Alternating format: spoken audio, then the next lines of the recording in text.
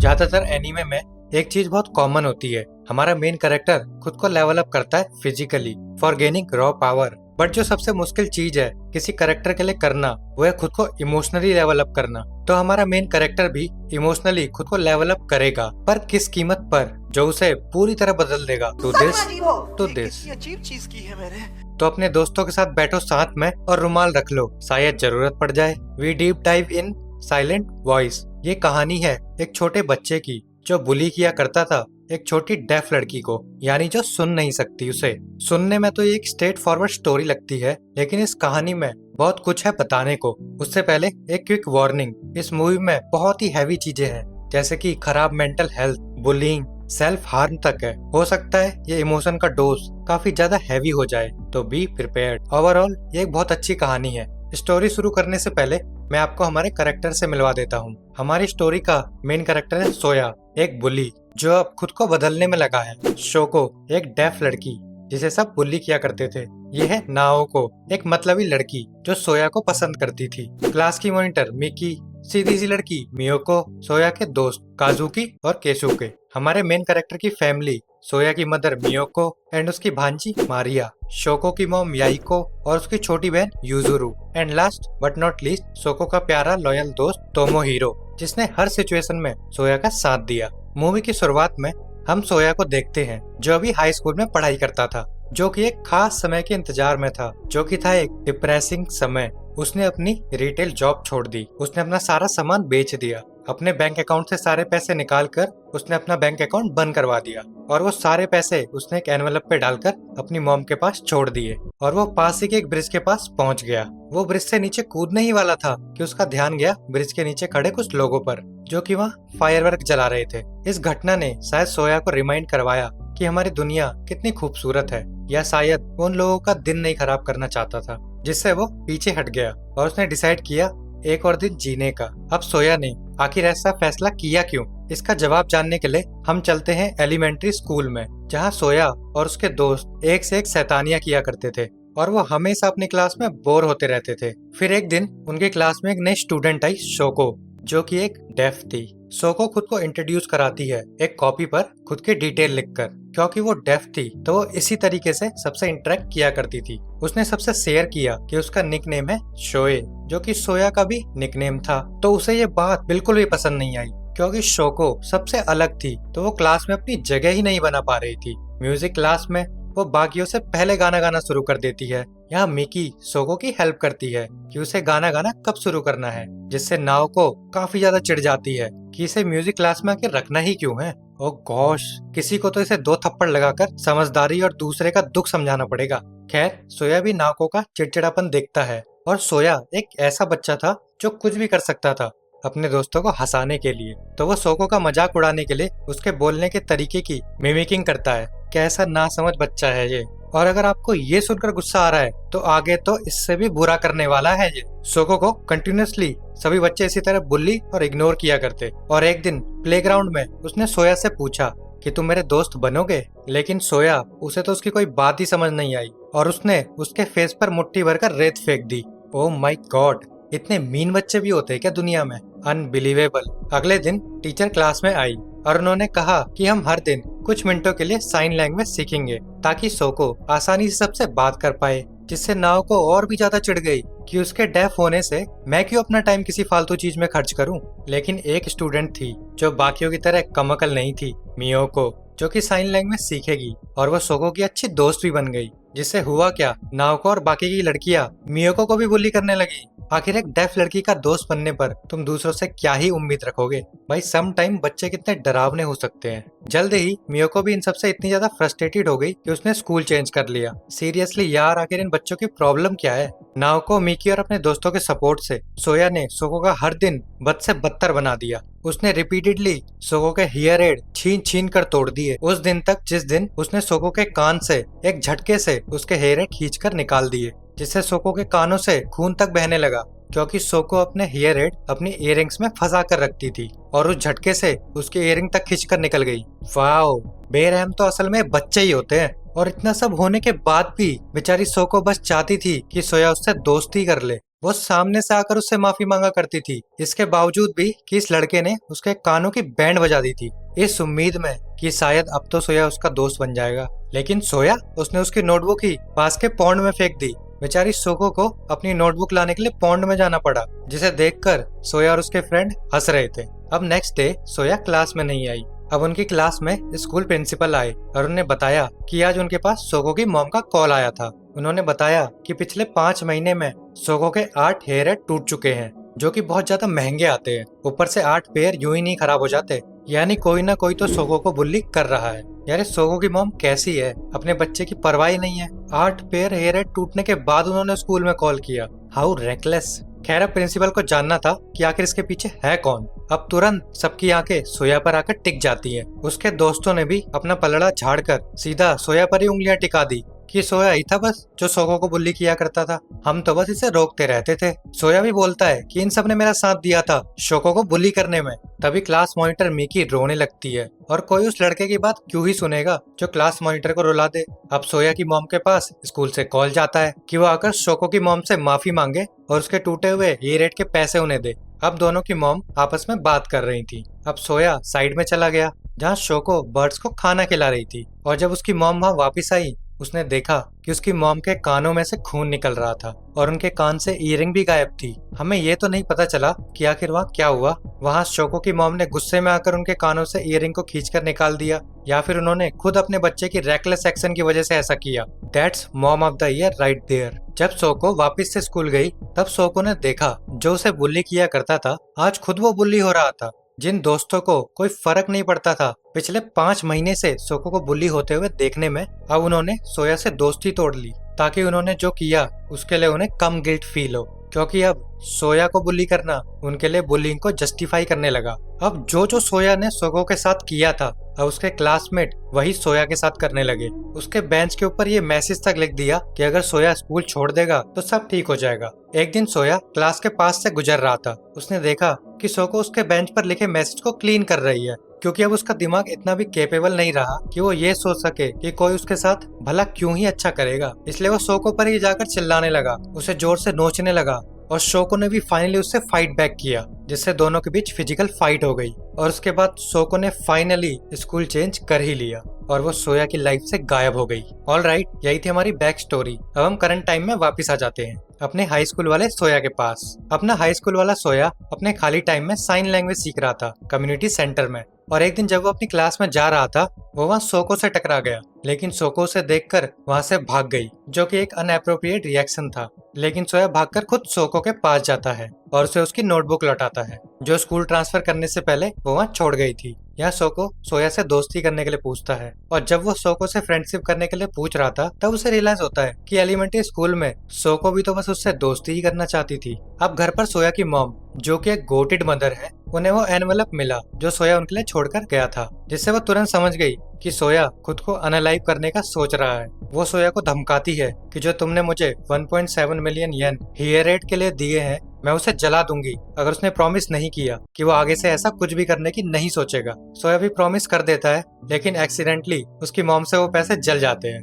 Well, ऐसा ही होता है अगर आप आग से खेलते हो तो। स्कूल में सोया ने खुद को अपने सारे क्लासमेट से दूर कर लिया था, यहाँ तक कि वो किसी से नजरें तक नहीं मिलाता था, और ऐसा ही होता है जब सब आपको रिजेक्ट कर देते हैं। इस समय तक सोया किसी से भी इंटरेक्ट नहीं करना चाहता था। He is done with everybody, जो कि हम देख भी सकते हैं सबके चेहरे पर एक जायंट एक्स के जरिए, और ये ऐसा फील होता है मानो तुम चारों तरफ से लोगों से घिरे हो और फिर भी तुम लोनली हो। और सोया भी अपने अंदर से मान चुका था कि वो किसी की दोस्ती डिजर्व ही नहीं करता। पर जब उसने अपने क्लासमेट टोमोहिरो की बाइक को छीनते हुए दूसरे क्लासमेट को देखा तब वो बीच में आया और उसने कहा कि तुम मेरी बाइक ले लो। शायद अभी भी उसका मन इस दुनिया से भरा नहीं है। बाद में उस मुलाकात के चलते सोया हिम्मत करता है और सोको से मिलने उसके स्कूल जाता है ताकि वो अपने साथ लाई हुई फ्रेश ब्रेड उसे दे सके, पर उसे यूजुरू रोक लेता है जो खुद को सोको का बॉयफ्रेंड बताता है, और वो सोया को वहाँ से ये बोलकर भगा देता है कि सोको को तुमसे कोई लेना देना नहीं है। अब घर जाते टाइम उससे टोमोहिरो टकरा जाता है जो सोया को सुबह से ढूंढ रहा था ताकि वो उसे उसकी बाइक लौटा सके एज अ थैंक यू।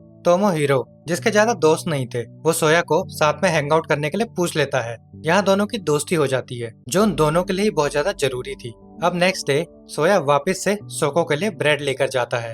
अब वापस से सोको का बॉयफ्रेंड यूजुरू उसे भगाने की कोशिश करता है, जब तक कि तोमोहिरो जो सोया का पीछा करते करते वहाँ आ गया था वो यूजुरू को मजा चखाता है, जिससे सोया को मौका मिल जाता है सोको से मिलने का पॉन्ड के ऊपर बने ब्रिज पर, जहाँ दोनों साथ में मछलियों को ब्रेड खिलाते हैं। इसी बीच एक्सीडेंटली सोको से उसकी पुरानी नोटबुक पॉन्ड में गिर जाती है। दोनों बुक को बचाने पॉन्ड में कूद पड़ते हैं। बाद में सोको भी उससे दोस्ती करने के लिए मान जाती है और वो दोनों दोस्त बन जाते हैं। हम इसे हैप्पी एंडिंग बोल सकते हैं, लेकिन अभी मूवी तो आधी भी नहीं खत्म हुई और ये सब इतना भी आसानी से नहीं होने वाला है। यूजुरू मरी हुई चीजों की फोटो लिया करती थी, उसके लिए सब रेड फ्लैग था और वो बिल्कुल भी खुश नहीं होती थी जब सोको के पास कोई आता था। तो यूजुरू फेक सोशल मीडिया प्रोफाइल बनाती है सोया की और वहाँ उसकी पिक्चर पोस्ट कर देती है तालाब में कूदते हुए, जिससे सोया को स्कूल से सस्पेंड कर दिया गया। अपनी भतीजी मारिया को सोया पार्क घुमाने ले जाता है, जहाँ उसे यूजुरू छोटे बच्चों के झूले में सोई हुई मिलती है। सोया यूजुरू को डिनर के लिए अपने घर ले आता है।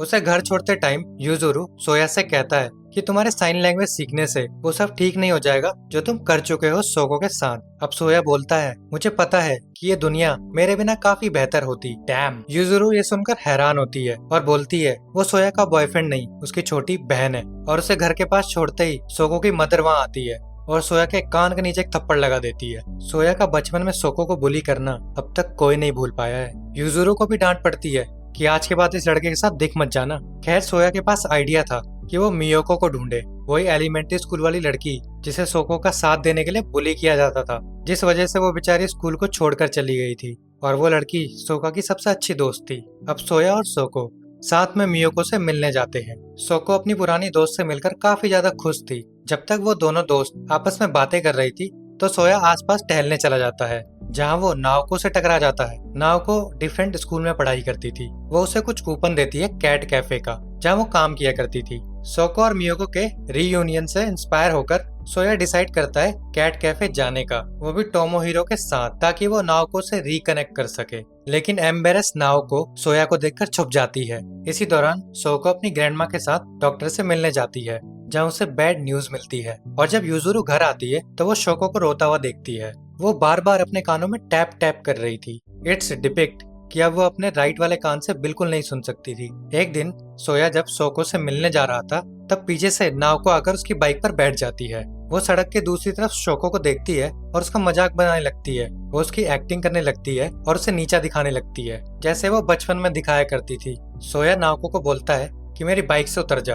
अब वो और सोको दोस्त हैं। क्या पता नाओको भी हाई स्कूल में आकर बदल गई हो। ये उम्मीद बिल्कुल खत्म हो जाती है जब वो भागकर सोया को पीछे छोड़कर सीधा सोको के पास चली आती है और उसका बचा हुआ हीरेट छीन लेती है। इस पर तो मुझे लिटरली बहुत गुस्सा आया। सोया यहाँ सोको को डिफेंड करता है। ये देखकर नाओको हंसती है कि तुम दोनों और फ्रेंड्स। फिर वो वहाँ से चली जाती है। इसके बाद सोको बोलने की कोशिश करती है बजाय साइन लैंग्वेज यूज करने के, लेकिन सोया को उसकी बात समझ ही नहीं आ रही थी। सोको बताना चाहती थी कि उसके मन में सोया के लिए फीलिंग्स है। वो उसे आई लव यू बोलती है, लेकिन सोया मिस्टेकनली उसे आई लव मून बोल देता है। ये तो जैसे बहुत ही नॉर्मल सी चीज है ना, लोग हमेशा बोलते हैं। लेकिन सोको वहाँ से भाग जाती है, जिससे सोया कंफ्यूज हो जाता है। अब यूजुरू के बोलने पर वो सोको को बाहर ले जाने के लिए पूछता है। सोया और सोको साथ में तोमोहिरो, यूजुरू, मियोको, मिकी और उसका नया बॉयफ्रेंड सब अम्यूजमेंट पार्क घूमने जाते हैं। इतने लोग काफी नहीं थे तो नाओको भी उन्हें ज्वाइन कर लेती है, वो भी सोको का फेक दोस्त बनकर। सोया को रियलाइज होता है कि वो काफी समय बाद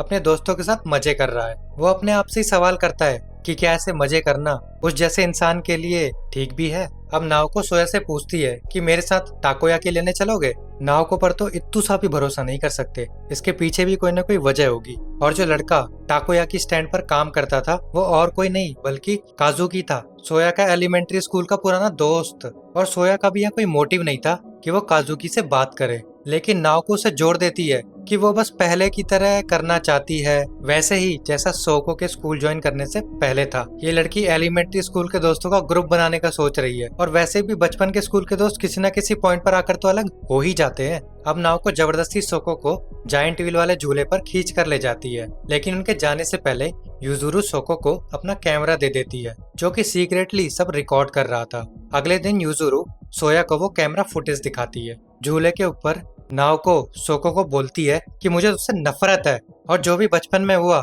हर चीज के पीछे वो सोको को ब्लेम करती है। वो सोको से बोलती है मान ले कि तेरा ये भोली अच्छी लड़की बनना बस एक नाटक है, तू भी मुझसे उतनी ही नफरत करती है। सोको बेचारी बोलती है कि नहीं नहीं, मैं तुमसे नफरत नहीं करती, अगर मैं किसी से नफरत करती हूँ तो वो इंसान मैं खुद हूँ। अब नाओ को सोको को एक थप्पड़ मारती है और बोलती है कि मुझे तुझ पर भरोसा नहीं है। व्हाट द एफ मैन, कैसे कोई ऐसा कर सकता है यार, लिटरली। अब ये सब देखकर सोया को बहुत बुरा लगता है। वो इस बात को लेकर चिंता में आ जाता है कि वो कुछ भी कर ले, जो पेन उसकी वजह से सोको को मिला है वो उसकी भरपाई कभी नहीं कर पाएगा। वो अपने दोस्तों को ये बात बताने की कोशिश करता है, लेकिन मिकी जो अपने मन में अभी भी ये मानकर बैठी थी कि सोको को बुली करने के पीछे उसका हाथ ही नहीं था, और एक बार फिर वो पूरी क्लास के आगे सारा ब्लेम सोया के ऊपर डाल देती है। स्टूपिड मिकी, उसने वो सारी बातें सबको बता दी जो एलिमेंट्री स्कूल में हुई थी। अब बाद में सभी लोग पॉन्ड के पास मिलते हैं। नाओको मिकी से बोलती है जो भी सोको के साथ हुआ उसमें सब इक्वली ही जिम्मेदार हैं।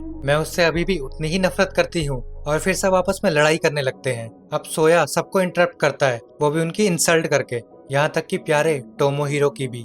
बैक ऑफ, तुम मेरे बारे में जानता ही क्या है टोमोहीरो। सोया अब अपने सारे दोस्तों से दूर हो गया सिवाय सोको और युजुरु के। बाद में युजुरु की अपनी ग्रैंड माँ से बात होती है कि उन्हें अपने दोनों बच्चों पर नाज है और जितना युजुरु अपनी बहन पर ध्यान देती है उतना ही उसे खुद का भी ध्यान रखना चाहिए। और उस रात युजुरु को बुरा सपना आता है कि सोको इज डेड और वो अपनी ग्रैंड माँ को जगाने की कोशिश करती है ताकि वो उसे थोड़ा कंफर्ट करे। ये मूवी आखिर कितना ही भावुक करेगी। और सैडली ग्रैंड माँ वापस जागती ही नहीं। फ्यूनरल के बाद सोया और सोको ने अपना समर ब्रेक साथ में बिताया। वो हर दिन साथ में घूमते, जिससे सोया सोको की फैमिली के काफी करीब आ गया। इवन उसने सोको की मॉम का भी दिल जीत लिया। वो सब साथ में फायरवर्क फेस्टिवल भी देखने गए और बीच में अचानक सोको कहने लगी कि वो अकेले ही घर जा रही है। तब युजुरु सोया को कहती है कि तुम घर से मेरा कैमरा ले आओ जो मैं लाना भूल गई। और जब सोया वहाँ गया वो देखता है सोको बालकनी में खड़ी है और वो उसके पास जाता है। तभी वो रेलिंग के ऊपर चढ़ जाती है। सोया जोर जोर से उसका नाम चिल्लाता है,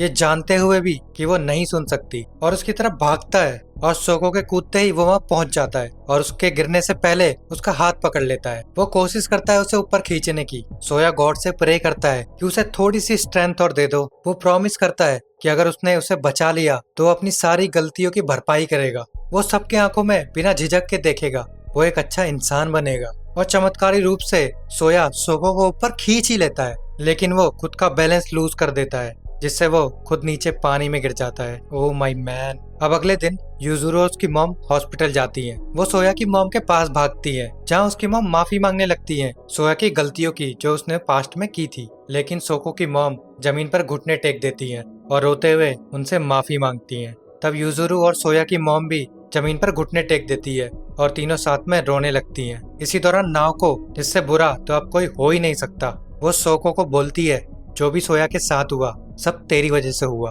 और उसे बुरी तरह पीटने लगती है, ये जानते हुए भी कि उस हादसे में उसका एक हाथ तक फ्रैक्चर हो चुका है। तब सोको की मॉम बीच में आती है और वो तो वैसे ही बच्चों को थप्पड़ लगाने में पीछे नहीं है, तो उन दोनों के बीच स्लैप फाइट होने लगती है। सोया की मॉम बीच में आकर दोनों को हटाती है और वो सोको से पूछती है क्या वो ठीक है, लेकिन सोको सोया की मॉम के पैर पकड़कर बोलती है सोया के गिरने के पीछे सारी गलती उसकी है। ओ बेचारी सोको। और उसके घर पर युजुरु ने सारे मरे हुए एनिमल्स की पिक्चर को हटाना शुरू कर दिया।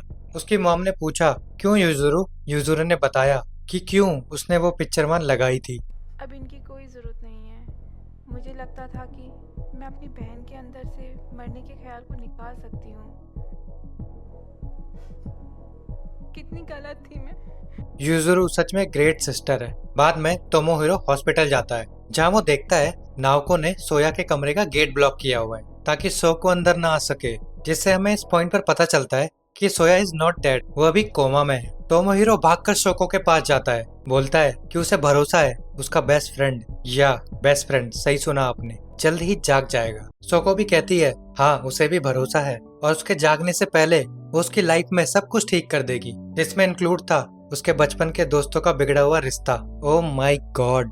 सबसे पहले वो मिकी से शुरू करती है। वो उसे सब बातें बताती है जो भी सोया और उसके बीच हुआ। मिकी को ये सुनकर बहुत ज्यादा बुरा लगता है। वो कहती है मेरे से प्रॉमिस करो कि अब तुम खुद को कभी भी कोई नुकसान नहीं पहुंचाओगी। और फाइनली उसे रियलाइज होता है कि खुद के बुरे पार्ट को एक्सेप्ट करना भी उतना ही जरूरी होता है जितना खुद के अच्छे पार्ट को एक्सेप्ट करना। और फाइनली वो रिस्पॉन्सिबिलिटी लेती है जो सोको के साथ हुआ उसकी। नेक्स्ट वो मियोको को सारी बात बताती है। मियोको जो अपने आप को गिल्टी मानती है, वो सच में बुज़दिल है, तभी उसने अपना स्कूल चेंज किया, जबकि उसे पता था कि सोको को दोस्त की कितनी ज्यादा जरूरत है। सोको उसे एनकरेज करती है कि अभी भी देर नहीं हुई है, तुम हिम्मत रखो, that's two down. But still final boss अभी तक बाकी है, नाओको। नाओका ने जो भी किया था उसके बाद भी सोको एक अच्छे इंसान की तरह उसके पास गई।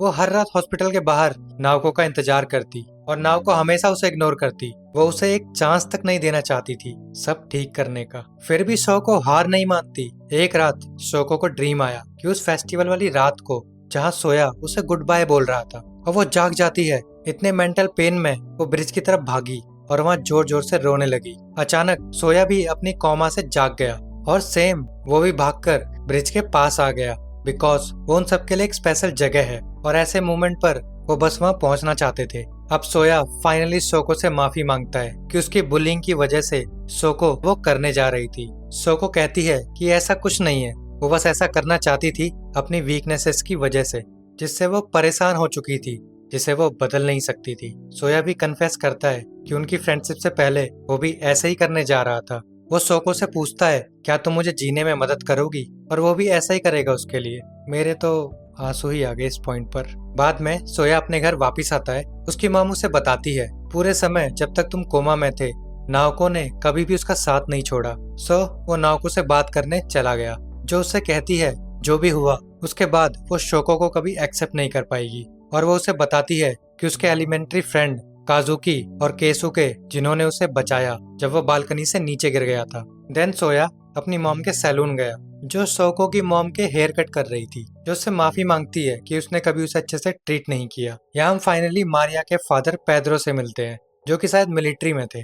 ओके, युजुरु एक फोटो कॉन्टेस्ट जीती थी। अब वो चाहती थी कि सोया उसे ट्यूशन दे, क्योंकि अब वो अपने स्कूल को लेकर ज्यादा सीरियस थी। अब सोया वापस स्कूल जाता है सोको के साथ। वो इस बात से वरिड था कि कैसे वो सब ठीक कर पाएगा अपने दोस्तों और क्लासमेट के बीच के कनेक्शन को, क्योंकि वो अभी तक किसी से आंख नहीं मिला पा रहा था। भाई ये अपना प्रॉमिस भूल गया जो उसने गॉड के साथ किया था कि सोको को बचाएगा तो ये सब सॉल्व करेगा। शायद कहना आसान है पर करना नहीं। एनीवे, सोया इतना ज्यादा घबरा गया कि वो भागकर बाथरूम में छुप गया। टोमोहिरो उसके पास गया। रोते हुए उसने उससे टॉयलेट में ही हक किया कि वो कितना खुश है ये देखकर कि सोया ठीक है और उसकी मूछें भी आ गई हैं। ऐसा दोस्तों सबको मिलना चाहिए। वो हॉलवे में पहुंचते हैं जहाँ सोया के सारे दोस्त उसका इंतजार कर रहे थे स्कूल में वेलकम करने के लिए। मिकी उसे हंड्रेड्स ऑफ पेपर क्रेन देती है जो उन सब ने मिलकर उसके लिए बनाए थे। सोया को रियलाइज होता है कि कितने सारे लोग उसकी केयर करते हैं। जहाँ नाओको भी थी, जो आते ही सोको को बुद्धू बोलने लगती है, वो भी साइन लैंग्वेज में, जिसे देखकर सोको हंसती है कि इसने कुछ तो टाइम निकालकर साइन लैंग्वेज में सीखा। आई गेस अभी भी होप है इनके लिए। सोया सबसे पूछता है कि क्या वो सब मिलकर फेस्टिवल जाना पसंद करेंगे। और जब सोया ने अपने आसपास देखा जहाँ उसके सारे दोस्त मजे कर रहे थे, वो वहाँ रोने लगा। फाइनली वो दुनिया को अपनी आंखों से देख पा रहा था। वो बड़े बड़े एक्स सब जा चुके थे। उसने अपने आंसू पोंछे और सोको को स्माइल करते हुए देखा, और पहली बार बहुत लंबे टाइम के बाद फ्यूचर ब्राइट दिख रहा है हमें सोया का। What an ending. और ये थी हमारी स्टोरी द साइलेंट वॉइस की। ये अब तक की सबसे इमोशनली पावरफुल मूवी है, जिससे हम सीख कर जाते हैं एक अच्छा इंसान बनना। आपको क्या लगता है कमेंट करके जरूर बताना, और चैनल को सब्सक्राइब करना मत भूलना।